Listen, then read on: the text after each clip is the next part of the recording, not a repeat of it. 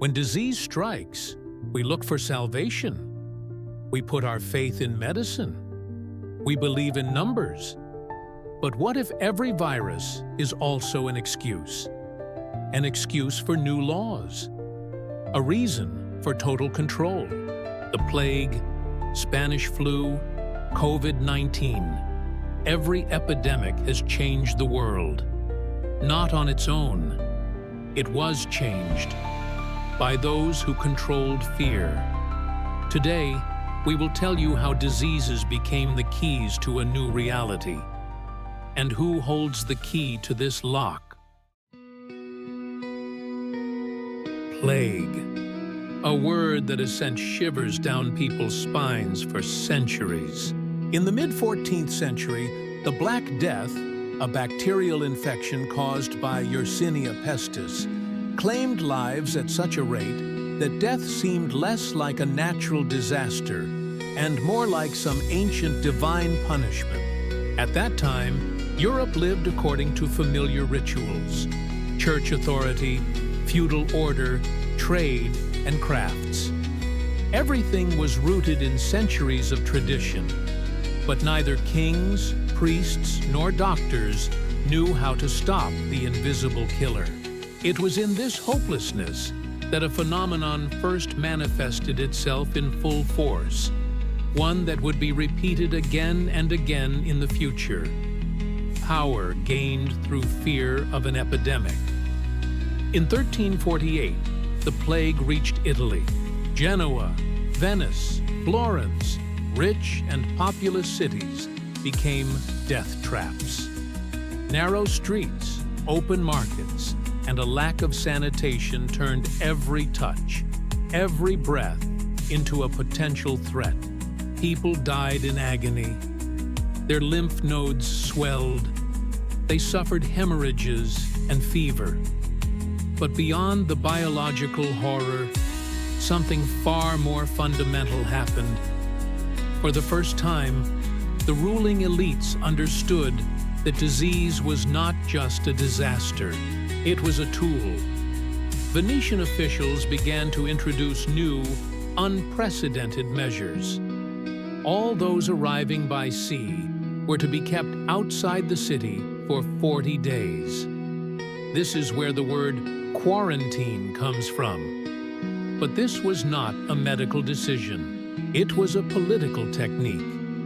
Unable to defeat the plague, the authorities decided to control its spread, and, along with it, people's behavior. This was the first appearance of sanitary supervision. The position of health guard was established in cities.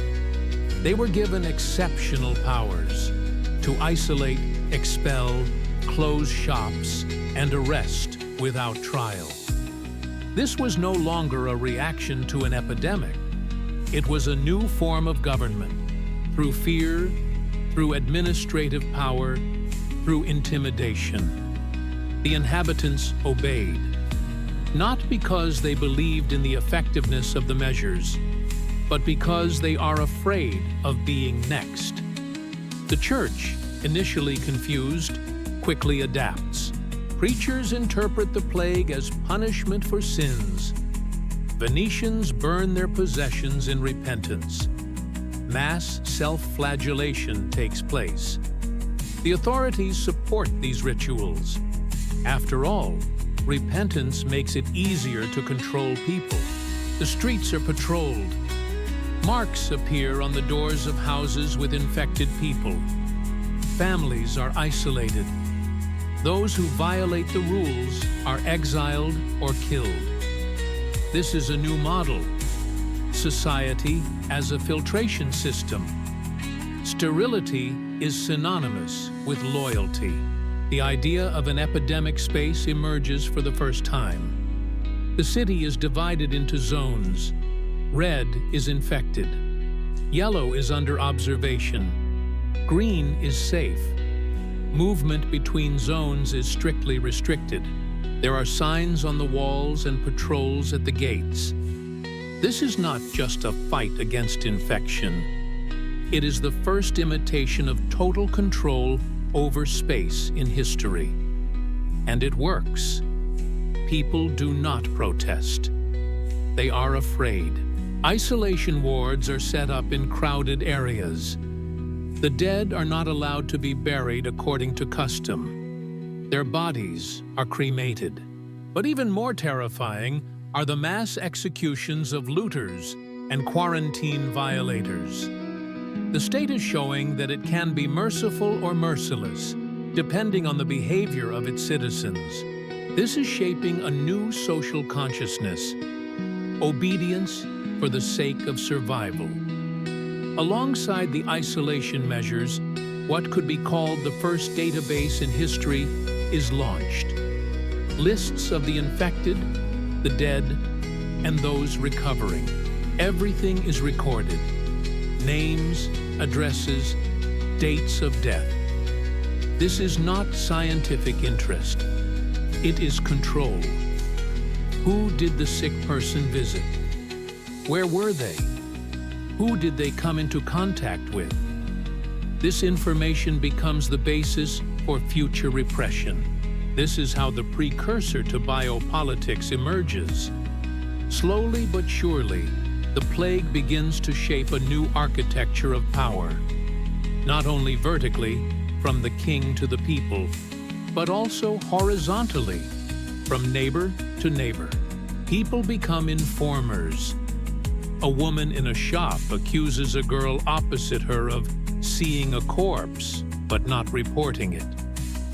Fear unites and divides at the same time. A culture of suspicion emerges.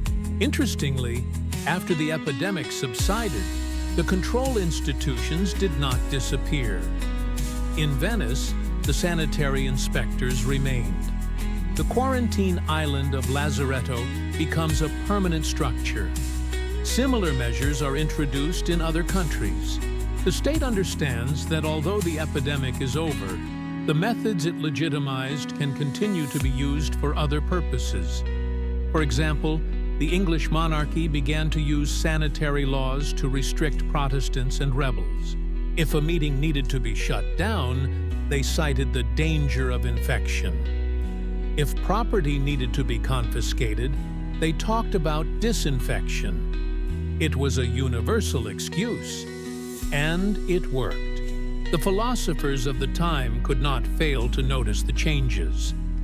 The English thinker Thomas Hobbes would later write about Leviathan, a state that takes responsibility for life but demands absolute obedience in return. The idea, born out of plague control, became the basis of modern power.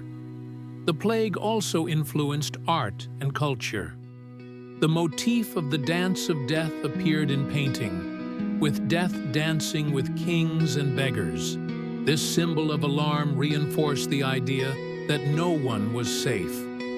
Everyone was equal in the face of the epidemic. But power was not. Power was above. It did not die. It watched. It regulated. Thus, the plague of the 14th century is not just an episode in the history of medicine. It is a starting point, the first pandemic in history to give rise to institutionalized control, leading from fear to submission. Everything we will see in the future, digital codes, restrictions on freedoms, epidemic management, has already been there, only without satellites and smartphones. From this moment on, disease and politics become inseparable. Where there is one, there is the other. And if, in the future, someone wants to rebuild society, introduce new laws, close borders, restrict movement, they will not be waiting for war. They will be waiting for the next disease. The year is 1918. The world is exhausted by the First World War. Soldiers are returning home from the front. Cities are devastated. And people's faces show fatigue and hope for a peaceful life. But something else is coming with them. The shadow of a new catastrophe. Influenza. Unusual. Violent. a virus that will claim, according to various estimates, between 50 and 100 million lives. Thus begins the story of the so-called Spanish flu, a pandemic that, for the first time in human history, will become not only a biological threat, but also the reason for the first global information control system. Paradoxically, the disease did not start in Spain at all. Most likely, its source was in Fort Riley, Kansas, where the first cases were reported among American soldiers. The disease spread through military echelons, ships, and trains. It moved quickly to places where there were people, crowds, and overcrowding, and there were many such places. Europe was in turmoil after the war, with people moving around, borders collapsing, and cities being rebuilt. The Spanish flu moved with them. It primarily affected young people. This was shocking. It was not the elderly or children who were dying, but strong men, soldiers, and workers. Those who were supposed to rebuild post-war society. In 2 years, from 1918 to 1920, Spanish flu spread across all continents. It killed quickly, with terrifying speed. People's faces turned blue, they coughed up blood, and death came within 2 or 3 days. It was a time of panic, but the panic was controlled. This was an important difference. Countries began to introduce censorship. The reason was simple. The war was not yet over. Information about the scale of the pandemic could demoralize the troops. Thus, the first official strategy of limited information was born. In the United States, France, Great Britain, and Italy, the press was banned from publishing accurate mortality figures. Newspapers published optimistic headlines. In some regions, false rumors were even spread that the disease was receding. Spain did not participate in the war. Its press was not subject to military censorship, and Spanish publications began to publish real reports. For this reason, the disease was named Spanish flu, as if it had come from there. But this was a lie, and it played its role. Global public consciousness learned to perceive the epidemic as something external, coming from outside, as a threat that could be isolated, named, and directed against others. Emergency measures were introduced in cities. Theaters, churches, and schools were closed. People were required to wear masks. Sanitary patrols appeared for the first time. They checked compliance with the mask regime, monitored crowds, and compiled lists of violators. The medical police were a new phenomenon, but in the future, they would become the norm. In the United States and Canada, doctors are given the right to impose quarantine orders without a court ruling. The sick can be forcibly isolated.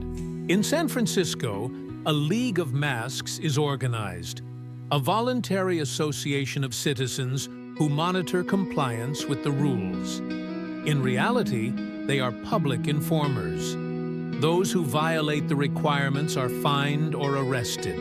All this is supposedly in the name of fighting disease, but in reality, it is a test of a model. How much freedom are people willing to give up if they are afraid of dying? Spain accelerates the development of medical statistics. International databases on morbidity are created for the first time. Categories were established: suspected cases, confirmed cases, mortality, recovery. Systematic visualization began. Maps, diagrams, graphs. This seemed like a scientific breakthrough, but it was also the first step towards biometric surveillance.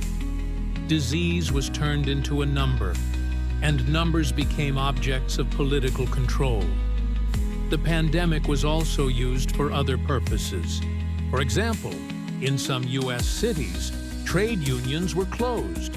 and political activists were arrested under the pretext of the epidemic. Fear of gatherings became a tool for suppressing opposition. The general mobilization of the population took place against a backdrop of constant repetition of the same message. If you don't obey, you are killing others. This is the rhetoric of guilt, and it will be repeated in the future. Interestingly, Spanish medicine was unable to cope. There were no antibiotics. There were no vaccines. All they could do was impose restrictive measures. But it was these measures that became the prototype for future epidemic policy. Surveillance, isolation, health certificates. This was not a medical victory. It was a social experiment.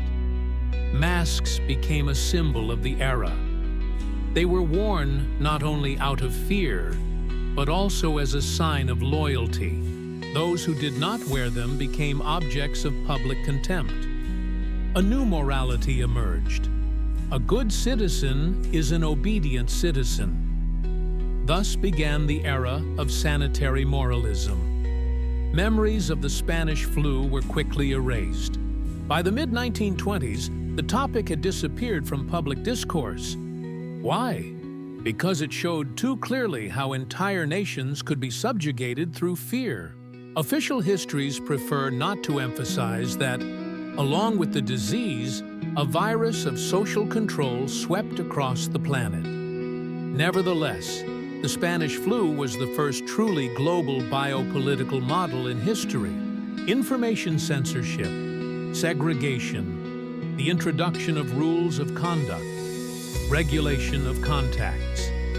Everything that would later be perfected during COVID-19 had already been tried out in 1918. The disease passed, but the methods remained. The second half of the 20th century was a time of rapid progress. Humanity conquered space, split the atom, defeated smallpox.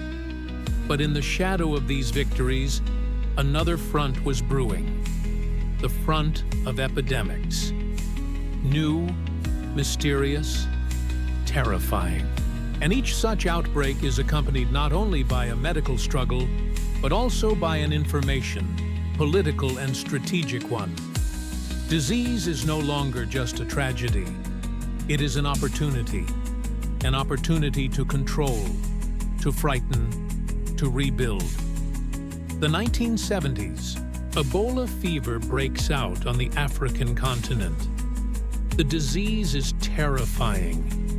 Rapid onset, bloody symptoms, high mortality. People die within days. But the main thing is fear. Fear that spreads further than the disease itself. Ebola becomes a symbol of a black threat, and an information campaign unfolds around it. Western media describe the horrors in such detail that infection seems inevitable, even though the outbreaks are isolated. Almost simultaneously, a new term appears: AIDS. Initially, the disease is seen as limited, affecting narrow social groups. But soon, it spreads across the world. And with it comes a new wave of panic. Mass testing begins, medical passports are introduced, and the first risk zones appear. People began to fear each other, and with each passing year, the role of international organizations grew. The World Health Organization, foundations, pharmaceutical giants. Their voice became global, and their authority became unquestionable.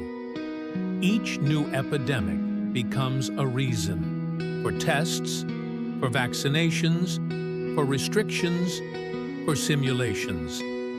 Thus, in 1998, the famous Dark Winter exercise was conducted, a scenario of a smallpox outbreak in the United States. The reports mention the need to introduce emergency powers, restrict rights, and control the media. This is not fiction. It is official documentation. And it shows that an epidemic is an excuse to rehearse a future regime of control. The 1990s and 2000s brought new viruses: bird flu, swine flu, atypical pneumonia. Each time, the pattern was the same. The media scares people, states mobilize, new forms of reporting are introduced. The first electronic contact tracing databases appear. People voluntarily report where they have been, who they have been in contact with, how they feel, all in the name of security. Information technology becomes an ally of the virus, or an ally of the authorities, because now it is possible to collect billions of pieces of data about the population in real time, using questionnaires, apps, location maps. The disease is a digital hook on which new control platforms are being hung. The outbreak of atypical pneumonia in Asia in the early 2000s was a watershed moment. China, Singapore, and South Korea were the first countries to start using digital monitoring of epidemics at the state level. Streets are patrolled by drones, cameras recognize faces, and movements are tracked automatically. All this is presented as progress. But progress does not always mean freedom. Calls for the creation of a global epidemic infrastructure are becoming increasingly frequent. Vaccines should be mandatory. Notifications should be automatic. Control should be uninterrupted. The term bioprotection is emerging as the opposite of civil rights. In the event of an epidemic, these rights can be postponed, suspended, canceled, for the sake of life. But who decides what constitutes an epidemic? Who determines the criteria for a threat? Is an outbreak of fever in 10 people a danger? Or a test case? The question remains unanswered, because closed institutions are becoming increasingly important. Laboratories, agencies, groups of experts whom no one has elected, but they influence how billions of people will live. The Ebola virus outbreak in 1976 became a model for how to respond. A local outbreak and instant intervention by outside forces. The media stirs up panic. Military bases are mobilized. Training exercises begin. Everything we saw in the following decades was already there, only in miniature. Each such episode accumulates experience. How to intimidate, how to implement protocols, how to make society obey, and most importantly, how to normalize an exceptional situation. Make the extraordinary familiar, the exception the rule. At this time, strange leaks occur in laboratories. Stories periodically surface about staff mistakes and lost test tubes. People become infected in institutes, but no one is held responsible. It's as if to say, the technology works, but control is beyond public discussion. A new generation of viruses appears, genetically modified ones. Scientists admit that, yes, it is possible to create an infection with specific properties, but only within the confines of an experiment. However, what if the experiments are preparation? What if the virus is not a threat, but a tool? At this point, epidemics have completely lost their natural character. They become political, laboratory-based, media-driven, planned or at least predictable. Fear is controllable. Behavior is programmable. Society is controlled. And although none of these outbreaks reached the destructive levels of the Spanish flu or the plague, their effect was much greater. Because disease is now not so much about death as it is about opportunity. An opportunity to launch new norms, rules, digital platforms. An opportunity to rebuild the world. This is how a laboratory of fear is born, where the virus is not an accident. It is a script. December 2019. The first cases of a strange pneumonia are reported in the Chinese city of Wuhan. A few days later, reports reach the WHO. A week later, the news is all over the world. A month later, countries close their borders. 2 months later, the planet comes to a standstill. COVID-19 becomes the first pandemic to engulf the world not only biologically, but also digitally. It wasn't just a virus, it was a global reboot. From the very first days, strict quarantines were introduced. First in China, then in Europe, Italy, Spain, France, then the whole world. Airports, borders, schools and offices were closed. Cities emptied. People were locked in their homes. The media broadcast terrifying images around the clock. Panic spread like wildfire. But this time, it wasn't just fear that kicked in. An algorithm came into play. Tracking apps were downloaded onto smartphones. They recorded location, contacts, and body temperature. Segmentation began. Contacts. Recovered. Suspicious. People receive QR codes. Without a code, you cannot go outside, use public transport, or enter a building. This is not a medical measure. It is a total digital filter.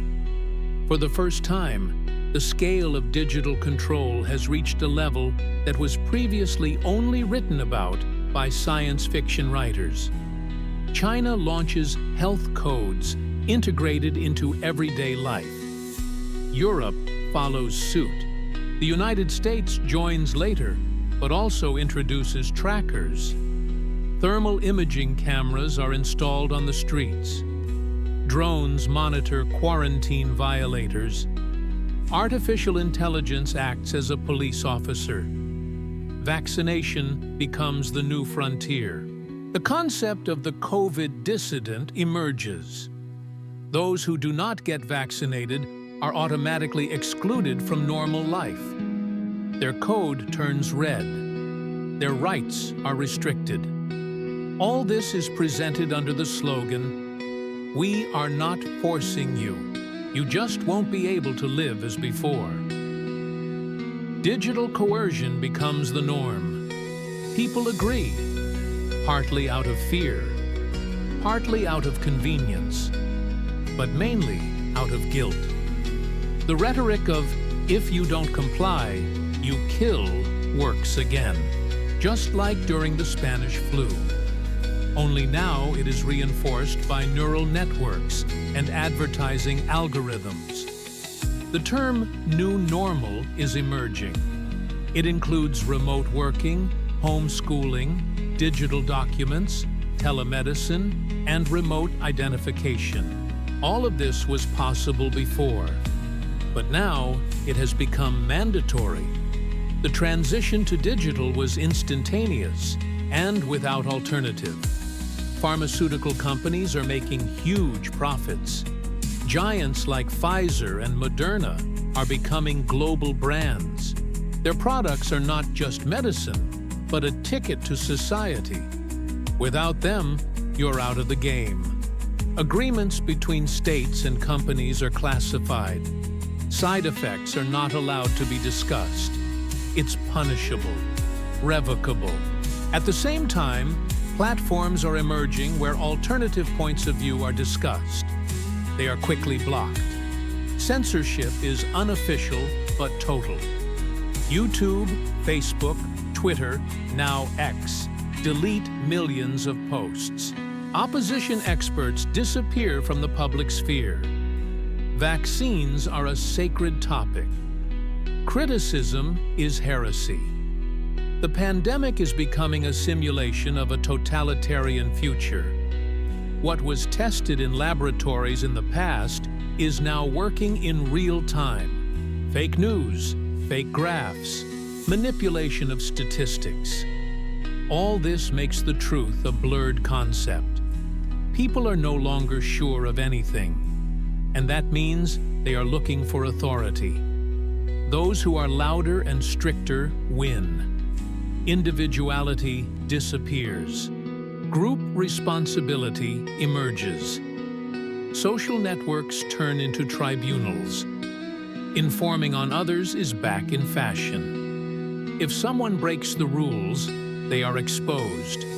Publicly, in stories, in reels. Sanitary reputation is the new currency. Meanwhile, the infrastructure of control is taking root. QR codes are here to stay. Apps are being updated. Cameras are not being removed. All of this is becoming part of the urban environment. The authorities say, we will leave the tools in place, just in case. The case is not specified, but one thing is clear: there is no turning back. Epidemiological standards are appearing in schools. Children are getting used to social distancing, masks, and scanning. This generation has never known a world without a digital filter. They are being taught obedience not through force, but through algorithms. The main lesson of COVID-19 is not in medicine. It is in governance. The authorities no longer need to use force. It is enough to set off a chain of fear. Then people will accept the restrictions themselves. They will demand new rules because they will believe that otherwise death awaits. Thus, the COVID-19 pandemic has become a watershed. After it, humanity ceased to be autonomous. It became connected. Every body is in the system. Every step is logged. Every choice is recorded. And it's not over. It's only just begun. A pandemic is a tragedy. But in any tragedy, there are those who lose and those who gain. During outbreaks of infectious diseases, from the plague to COVID-19, the same pattern repeats itself. Society suffers losses, while the structures of power and capital are strengthened. Who benefits from pandemics? Who comes out ahead while millions of people fear for their lives? The first answer is obvious: states. A pandemic provides a unique tool: emergency powers. In the midst of an epidemic, elections can be suspended, movement restricted, censorship imposed, and controls tightened. All of this is temporary, formally. But history shows that temporary measures often become permanent. The legislation of dozens of countries has been updated after COVID-19, and many restrictions have not been lifted even after the end of quarantines. The second major player is pharmaceutical corporations. Companies such as Pfizer, Moderna, and AstraZeneca have earned hundreds of billions of dollars in 2 years of the pandemic. Their products have become mandatory. Their contracts are classified. In some countries, the state has assumed responsibility for possible side effects, exempting companies from lawsuits. This is unprecedented protection and a sign of influence. Pharmaceutical companies also gain influence over decision-making. Their experts sit on advisory boards, and their data forms the basis for policy measures. This is a fusion of science and politics, but also of business, because every new wave of infection means a new batch of vaccines, new contracts, new deliveries. The virus is a market. The disease is a commodity. The third beneficiary is IT giants. The pandemic has accelerated the digital transformation. People have gone online to work, study, seek medical treatment, and entertain themselves. Companies such as Amazon, Google, Zoom, and Microsoft have seen their profits skyrocket. Their services have become the infrastructure of the new reality. They control communication channels, data, and behavior. Google and Apple jointly developed contact tracing systems. Their solutions were implemented at the state level. Monitoring apps, QR code databases, APIs for healthcare. All of this was created by private companies, but functioned as state systems. A new form of power is emerging. Technological power. It is not elected, it is not accountable, but it determines the lives of billions. The fourth group is international organizations. The World Health Organization, the World Bank, the Global Alliance for Vaccines, Gavi, and the Bill and Melinda Gates Foundation. All of them are gaining expanded powers.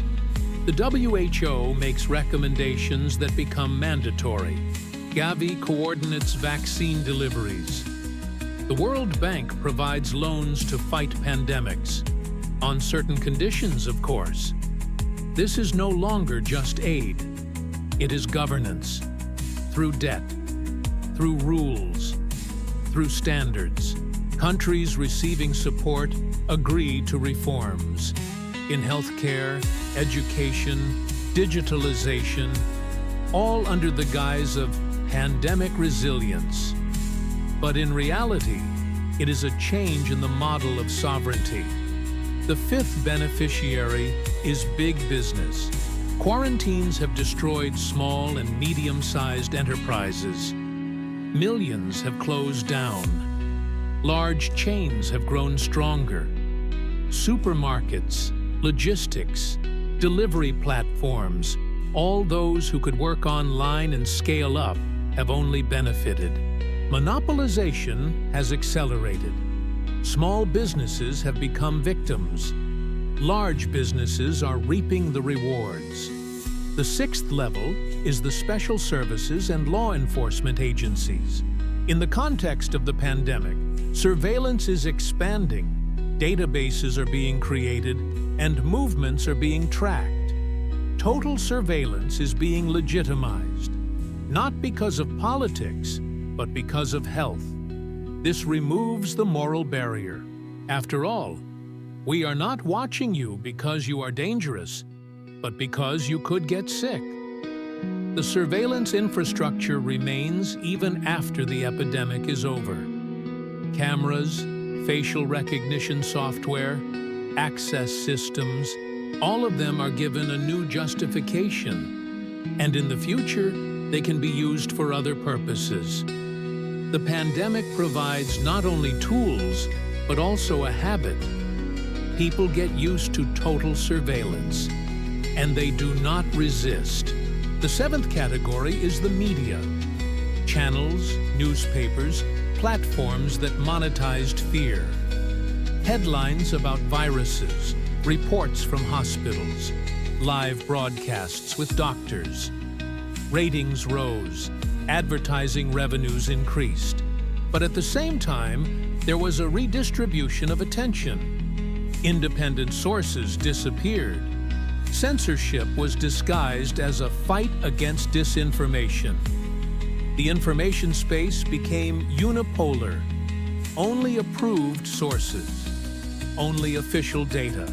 Questions are not welcome. Doubts are dangerous. A new ethic emerges. Don't think, just obey. Don't seek the truth, just follow instructions. The pandemic is also exacerbating international inequalities. Rich countries are getting vaccines first. Poor countries are waiting. Stock markets are rising, while millions of people are losing their jobs. The rich are acquiring digital tools. The poor are acquiring digital surveillance. All of this is becoming entrenched as a new global hierarchy. Disease has become a filter. Who will survive and who will be left behind? Finally, there is an eighth, most abstract winner. The idea of control. The idea that fear can be used to control billions. That you don't need tanks or bullets. A molecule is enough. A microbe. Words. And then people will stay in their homes of their own accord. They will close their businesses themselves. They will report on their neighbors themselves. COVID-19 proved that the system works. No violence is needed, just a narrative. And it was created. A scenario where the government is the savior, corporations are the heroes, and citizens are potential threats. This scenario worked, which means it can be repeated. That is why nothing returned to normal after the pandemic. All the winners remained at the top. All the losers remained at the bottom. And all the tools are at the ready. In case of a new wave, a new virus, or a new target, the future has already begun. After COVID-19, the world has changed irreversibly. Not in terms of medicine, in terms of governance. It has become clear that an epidemic is not a natural disaster. It is a mechanism, and if the mechanism works, it can be triggered again, consciously, purposefully. The only question is, who will write the next script? Leading institutions are no longer hiding the fact that we must be prepared for a new pandemic. Forecasts, graphs, and models are appearing. Bill Gates is publicly talking about the need for a global biodefense headquarters. Exercises are being conducted. Event 201, Clade X, SPARS pandemic. All of this happened long before COVID-19. All of them accurately simulate what happened later. Coincidence or rehearsal? Modern technology makes it possible to create viruses. Not just vaccines, but pathogens. Scientists acknowledge this. It is discussed in forums. It is tested in laboratories. An outbreak is no longer a matter of nature. It can be simulated, provoked, directed. Biotechnology has gone beyond the bounds of scientific ethics, and it remains uncontrolled. At the same time, another infrastructure is developing, a digital one. Cameras, trackers, biometrics, health assessment systems, smart homes, smartphones. All of this is part of a single ecosystem, where the body is data, where behavior is a graph, where a virus is a signal that triggers a cascade of restrictions. Scenarios for future pandemics are increasingly being discussed as tools for transforming society. Economists propose linking basic income to biometric loyalty. Urban planners want to rebuild cities into quarantine zones. Architects are designing schools with individual capsules. This is not dystopia. These are conference presentations. The main vector is predictive management. It is no longer necessary to get sick. Risk is enough. An algorithm predicts and triggers measures. Masks, isolation, access restrictions. People get used to it. If the system says so, then so be it. The human factor disappears. All that remains is protocol. Society is divided into castes, not by wealth, but by health status. Conditionally clean and conditionally dangerous, based on genetics, medical history, behavior, habits. And all this is in a digital profile, openly accessible to the authorities or employers or insurance companies. The pandemic is becoming not a flash in the pan, but an environment. Constant, background active, supported through tests, through reminders, through the news. A constant, subtle fear, not paralyzing, but disciplining, always on the edge. Scientific institutions are losing their independence. They are funded by foundations. Their reports are edited by officials. Their reputations depend on political loyalty. Opinion science is emerging. Not evidence, but consensus. If a scientist disagrees, they disappear from the citation database or from the public sphere. Education is adapting. Children are not learning biology, but algorithms of epidemiological behavior. Sanitary discipline is being introduced as a form of civic virtue.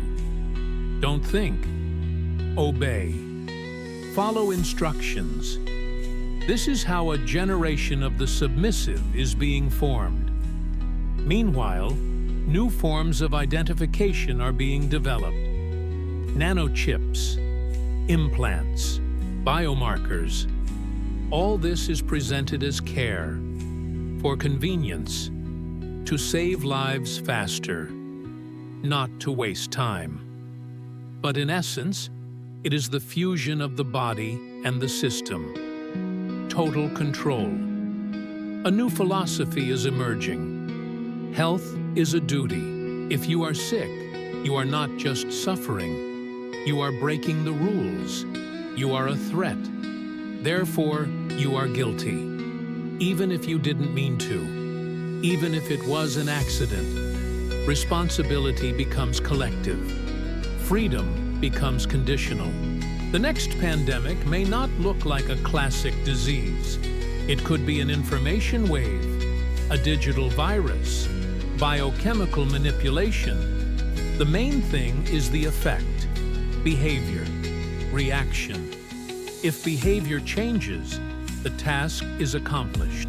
Experts are already openly talking about resilient societies, where crises are not avoided but integrated. Fear becomes an element of resilience. It does not destroy, it structures. This is a new level of management, strategic, hybrid. Private epidemiological companies are emerging. They offer forecasting services, wave suppression, panic management. This is a new market where the clients are states, corporations, universities. Threat is a service. Security is a subscription. In this picture of the future, the reality of the virus is not important. What matters is perception. If people believe there is a threat, they will obey. If they don't believe, they will be shown one, through data, through the media, through social pressure. The main thing is not the truth, but the reaction. The question is not whether a new pandemic will come. It is who will deliver it, who will write the script, who will make the diagnosis, who will press the button to launch the protocols. It could be the state, it could be a corporation, it could be an alliance of foundations, or even an automated system that receives a signal. The main thing is that now any scenario will be executed. The next pandemic will not be like COVID-19. It will be quieter, faster, more precise, and more effective. Because its goal is not only subjugation, but also transformation.